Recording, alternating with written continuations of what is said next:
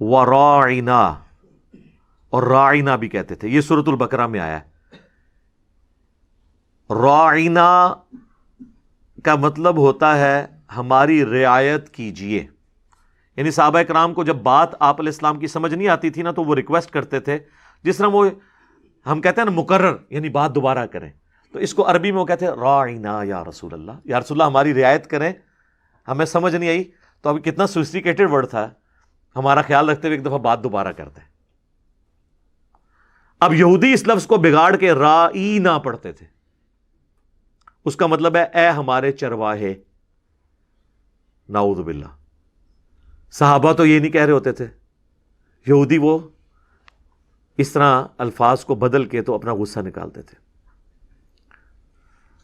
تو اللہ تعالیٰ نے سورۃ البقرہ میں حکم نازل ہوا کہ تم کہا کرو انظرنا یا ایھا الذین آمنوا لا تقولوا راعنا، تم راعنا کہنا ہی چھوڑ دو، وقولوا انظرنا، اور یوں کہا کرو یا رسول اللہ ہمارا انتظار فرمائیں، ہم پر نظر کرم فرمائیں، ذرا بات اپنی دوبارہ ارشاد فرماتے ہیں۔ اچھا، اب پوائنٹ نوٹ کرنے کا یہ ہے کہ صحابہ تو اس لفظ کو بگاڑتے بھی نہیں تھے،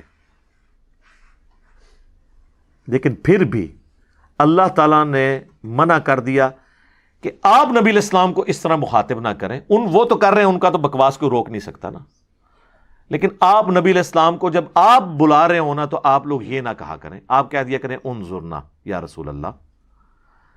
اور اس کا کلائمیکس سورہ الحجرات میں چل کے آئے گا، وہاں پہ تو اللہ تعالیٰ نے فرمایا لا ترفعوا اصواتکم فوق صوت النبی، اپنی آواز کو بھی رسول اللہ کی آواز سے تم نے بلند نہیں کرنا، ورنہ تمہارے اعمال برباد کر دیے جائیں گے اور تمہیں خبر بھی نہیں ہوگی، یعنی توبہ کی توفیق بھی نہیں ملے گی۔ خبر ہو جائے تو بندہ توبہ کر لیتا ہے۔ اور یہ آیت حضرت ابو بکر و عمر کے بارے میں نازل ہوئی، صحیح بخاری میں اس کا شان نزول موجود ہے کہ ایک دفعہ نبی علیہ السلام کی خدمت میں ایک نیو مسلم قافلہ آیا، ایک قبیلہ آیا، تو نبی علیہ السلام کی مبارک عادت تھی کہ ان میں سے کسی ایک کو نا ان کا امیر مقرر کرتے تھے، تاکہ مستقبل میں جب کبھی بھی کمیونیکیشن کرنی ہو تو صرف امیر کو بتایا جائے، وہ اپنے قبیلے کو بتا دے گا، ظاہر قبائلی سسٹم تھا۔ تو حضرت ابو بکر نے مشورہ دیا یا رسول اللہ آپ فلاں شخص کو اگر مقرر کر دینا تو یہ زیادہ سوٹیبل بندہ ہے۔ تو سیدنا عمر نے عرض کیا اللہ کے نبی علیہ السلام یہ بندہ ٹھیک نہیں، آپ اس کو کریں۔ تو اس پہ بشری تقاضے کے تحت حضرت ابو بکر و عمر کا آپس میں اختلاف ہو گیا، اور حضرت ابو بکر نے کہا کہ میں جب بھی کوئی مشورہ دوں تم ضرور اس کے الٹ کوئی بات تم نے کرنی ہوتی ہے۔ تو اب یہ وہ آپس میں باتیں کر رہے ہیں نبی علیہ السلام کی موجودگی میں، حضور سے کوئی بدتمیزی نہیں کی، آپ سے کوئی زبان درازی نہیں کی، لیکن اللہ نے اس چیز کو اتنا ناپسند کیا کہ یہ آیات نازل کر دی لا ترفعوا اصواتکم فوق صوت النبی، اے ایمان والو اپنی آواز کو نبی کی آواز سے بلند نہ کرنا، آپس میں نہیں بلند کرنی، جہاں حضور بیٹھے ہو نا وہاں تم نے اونچی آواز بھی نہیں کرنی، ورنہ تمہارے اعمال بھی برباد ہو جائیں گے اور تمہیں خبر بھی نہیں ہوگی۔ اور یہ حدیث جب بخاری میں آتی ہے نا، اس حدیث کا راوی ہے عبداللہ ابن ابی ملیکہ تابعی، جو کہ عبداللہ ابن زبیر صحابی سے روایت کرتے ہیں، اور وہ کہتے ہیں کہ اللہ کی قسم قریب تھا کہ اس مخلوق کے دو بہترین فرد برباد ہو جاتے جب انہوں نے انجانے میں رسول اللہ کی خدمت میں اپنی آوازیں بلند کر دی۔ ہم دعا ادا کریں۔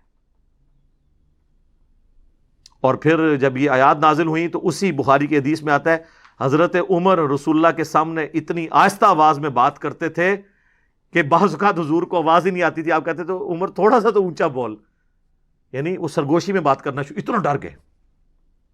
تو پھر اگلی آیات نازل ہوئیں ان الذین یغضون اصواتهم عند رسول اللہ، بے شک جو لوگ اپنی آوازوں کو پست رکھتے ہیں نبی علیہ السلام کی خدمت میں، یہی وہ لوگ ہیں جن کے دلوں کو ہم نے تقوی کے لیے چن لیا ہے، ان کے لیے مغفرت اور اجر عظیم ہے۔ اور سر یہ جو آیت ہے نا، یہ آج بھی جعلی شریف کے اوپر جو آیت لکھی ہوئی ہے نا وہ یہی ہے، ان الذین یغضون اصواتهم عند رسول اللہ، یعنی رسول اللہ اپنی وفات کے بعد بھی اپنی قبر مبارک میں ہونے کے باوجود اسی طرح قابل احترام ہے جس طرح اپنی مبارک زندگی میں مسجد نبوی میں بیٹھے ہوئے تھے۔ رسول اللہ کی قبر کے پاس بھی آواز کو بلند کرنا یہ گستاخی ہے، یہ آیت لکھ کے لگائی ہوئی ہے۔ اور آپ وہاں پہ شرطوں کو دیکھیں گے جو غیر شرعی افعال کر رہے ہوتے ہیں نا، ہمارے پاکستان انڈیا کے لوگ، کوئی جالی کے ساتھ ہاتھ لگانے کی کوشش کرتا ہے، وہ کچھ، وہ جب ان کو منع کر رہے ہوتے ہیں نا تو وہ اپنی زبان نہیں کھولتے، اشارے کرتے ہیں ہاتھ سے. ان کی اتنی تربیت انہوں نے وہاں کی ہوئی ہے کہ وہ آواز نہیں بلند کرنے دیتے. یہ نبی الاسلام کی رسپیکٹ ہے. اور پھر اس میں یہ بھی آیا سورۃ الحجرات میں بھی، سورۃ النور میں بھی، رسول اللہ صلی اللہ علیہ وآلہ وسلم سے اس طرح گفتگو نہ کرو جس طرح تم آپس میں ایک دوسرے کے ساتھ کرتے ہو. یہ نہ سمجھ لینا کہ مطلب اگر سیدنا ابو بکر جو ہیں وہ نبی الاسلام کے سسر ہیں تو سسر باپ کی جگہ ہوتا ہے، نہیں. اور داماد بیٹے کی جگہ ہوتا ہے، نہیں. اسی لیے آپ دیکھیں حضرت ابو بکر بھی جب حدیث روایت کریں گے تو کیا کہیں گے؟ قال رسول اللہ. سیدہ عائشہ کے خاوند ہیں، لیکن حضرت عائشہ جب حدیث روایت کریں گی تو کیا کہتی ہیں؟ قال رسول اللہ. سیدہ فاطمہ تو یہ کہہ سکتی تھی میرے باپ نے فرمایا، لاڈلی بھی تھی، لیکن حضرت فاطمہ بھی جب حدیث روایت کرتی ہیں تو قال رسول اللہ. یعنی نبی الاسلام کا جو یہ منصب رسالت اتنا ڈومیننٹ ہے کہ جتنے آپ کے دنیاوی رشتے بھی ہیں نا، ان رشتوں کی نسبت سے بھی کوئی شخص نبی الاسلام کو پکار نہیں سکتا. یہ آپ کا پروٹوکول ہے. صلاۃ بر محمد وآل محمد، اللہم صلی علی محمد وعلی آل محمد. جان کی مان پاؤں تو عرض کروں. اب یہ باتیں ہم نے حضور کے فضائل کے لیے تو صرف بیان نہیں کرنی، اس میں سے رزلٹ بھی نکالنا ہے. اگر نبی علیہ السلام کی آواز سے آواز کو بلند کرنا گستاخی اور کفر ہے، خواہ ابو بکر عمر ہی کریں، تو حضور کے فرمان سے کسی دوسرے کی بات کو بلند کرنا اس سے بڑا کفر ہے. ٹھیک ہے؟ یعنی اگر میں آپ کو بتاؤں قرآن میں یہ لکھا ہے، بخاری میں یہ لکھا ہے اور مسلم میں یہ لکھا ہے، اور آپ کہیں کہ داتا صاحب یہ فرماتے ہیں، اجمیر شریف والے یہ فرماتے ہیں، تو آپ پہ میں فٹ کروں گا نا. لا ترفعوا اصواتکم فوق صوت النبی. رسول اللہ سے اونچی کسی کی آواز نہیں ہونی چاہیے. یا ہمارے امام صاحب تو یہ فرما گئے ہیں. نہیں. جہاں ابو بکر عمر رضی اللہ عنہما وعلیہم السلام وہ اپنی کو بات نہیں کر سکتے، وہاں آپ کے بابے اور بزرگ کیا کر سکتے ہیں؟ یہ ہے اس میں سے رزلٹ. پہلی والی گستاخی تو شاید کوئی مسلمان نہ کرے، لیکن یہ دوسرے والی گستاخی دنیا کے کروڑوں مسلمان کر رہے ہیں. ہم انہیں چیخ چیخ کے کہتے ہیں کہ مرنے سے پہلے اے مسلمان کر لے اس پہ غور. کتابوں کا خدا اور ہے، بابوں کا خدا اور. کتابوں کا دین اور ہے، بابوں کا دین اور. کتابوں کا نبی اور ہے، بابوں کا نبی اور. یہ مطلب نہیں کہ وہ نبی کوئی ڈیفرنٹ ہے ان کا، مانتے اسی کو ہی ہیں. وہ تو ہندو بھی اسی خدا کو مان رہے ہیں، لیکن ہمیں ہندوؤں سے کیا اختلاف ہے؟ اس طرح نہیں مان رہے جس طرح اللہ نے کہا ہے ماننے کو. عیسائی کسی اور خدا کو مانتے ہیں، لیکن ہم کہتے ہیں نہیں عیسائیوں تمہارا خدا اور ہمارا خدا اور. یہ تو قرآن میں بھی ہے لکم دینکم ولی دین. تمہارا دین الگ ہے، ہمارا دین الگ ہے، اس لیے کہ تم نے ان کوالٹیز اور صفات کے ساتھ نہیں مانا جو اللہ خود چاہتا تھا اپنے لیے.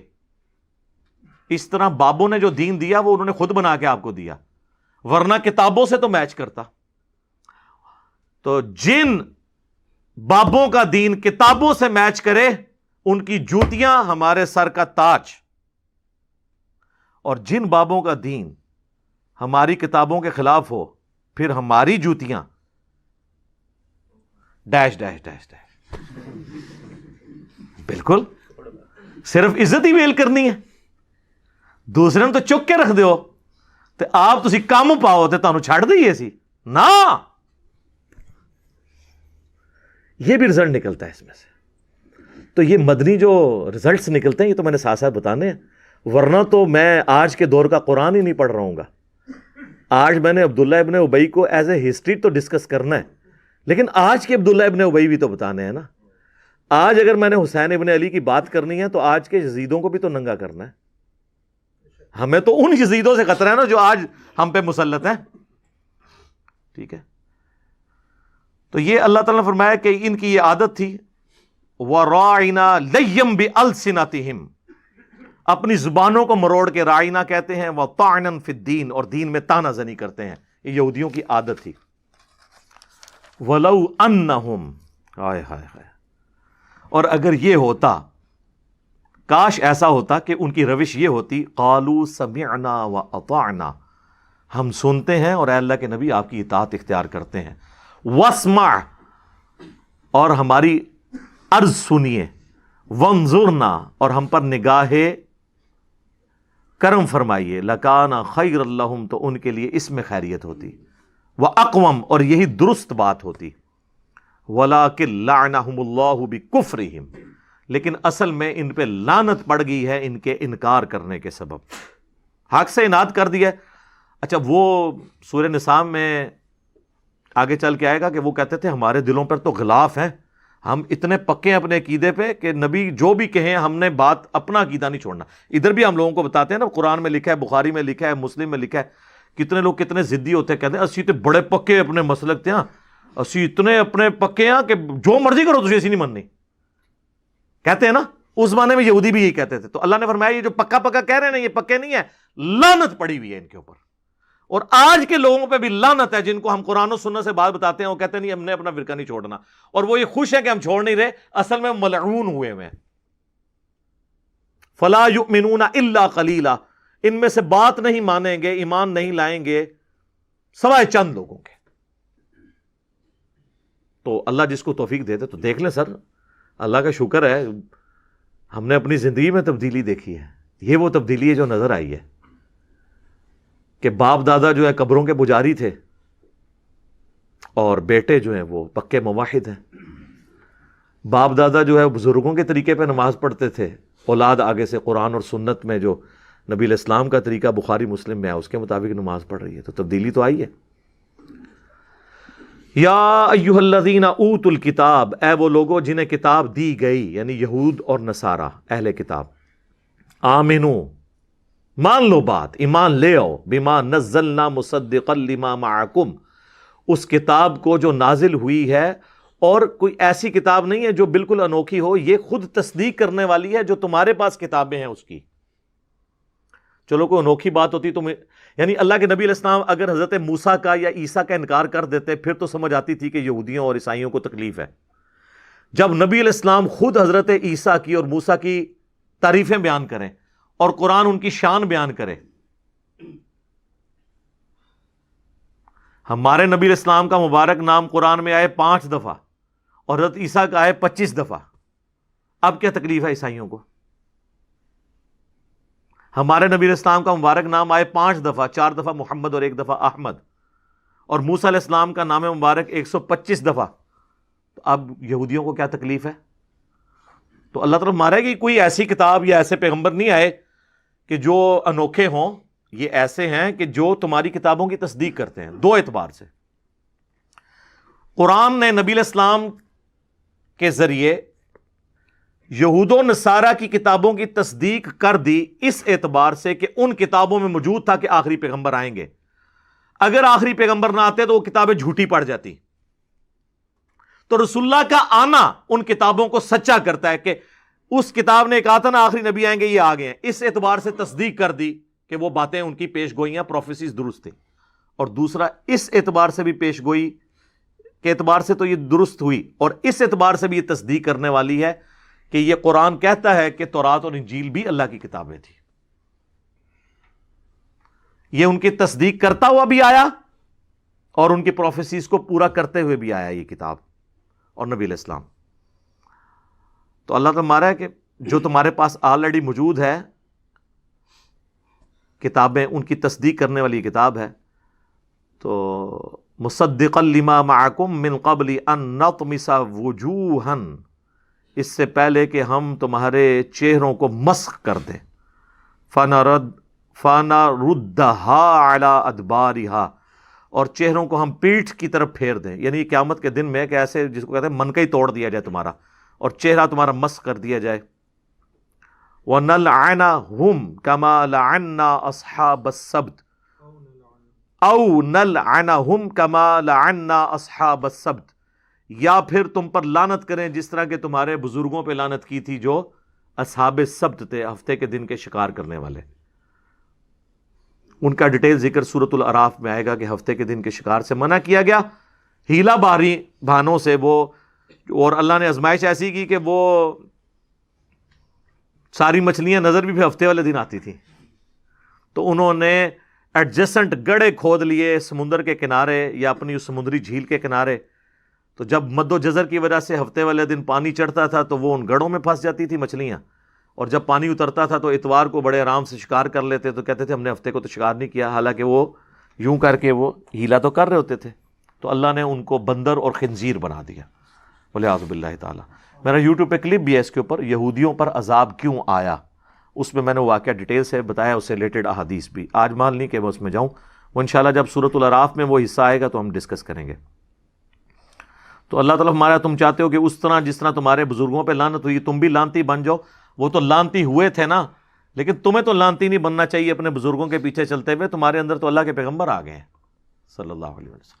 سر آج بھی ہم یہی بات کرتے ہیں کہ اگر آپ کے بزرگوں کو دین کا صحیح پتہ نہیں چلا تو اب آپ کے پاس قرآن بخاری مسلم ترجمے کے ساتھ آ چکی ہے، اب آپ کیا بہانہ کریں گے؟ یہ گویا اللہ اور اس کا رسول ہی آپ کے پاس آئے ہوئے ہیں۔ آج کی ڈیٹ میں اللہ رسول ایز اے پرسنالٹی تو نہیں آئیں گے آپ کے پاس، کتاب اللہ اور سنت ہے، جو آپ علیہ السلام نے حجۃ الوداع کے موقع پر، غدیر خم کے موقع پر، اللہ کی کتاب، اس کے نبی کی سنت اور اہل بیت، یہ آپ کے لیے چھوڑے ہیں۔ آپ ان کو چھوڑ کے تو ہر ایک کے ساتھ اٹیچ ہونے کے لیے تیار ہیں۔ وَكَانَ أَمْرُ اللَّهِ مَفْعُولًا، اور اللہ کا حکم تو پورا ہو کر ہی رہتا ہے، یعنی تم جتنی مرضی سازشیں کر دو، جو اللہ نے ڈیسٹنی میں طے کر دیا ہے کہ ہم نے اس پیغمبر کو غلبہ دینا ہے صلی اللہ علیہ وآلہ وسلم، وہ تو ہو کر رہے گا۔ هُوَ الَّذِي أَرْسَلَ رَسُولَهُ بِالْهُدَى وَدِينِ الْحَقِّ لِيُظْهِرَهُ عَلَى الدِّينِ كُلِّهِ، وہی اللہ ہے جس نے نبی علیہ السلام کو الہدا یعنی ہدایت کی کتاب، یہ قرآن اور دین حق کے ساتھ مبعوث کیا تاکہ تمام ادیان پہ اسے غالب کر دے، خواہ مشرک اور کافر اس کا برا مان جائے۔ یہ ہو کر رہنا ہے، تو یہ اللہ کا جو امر ہے یہ پورا ہوگا انشاءاللہ تعالی۔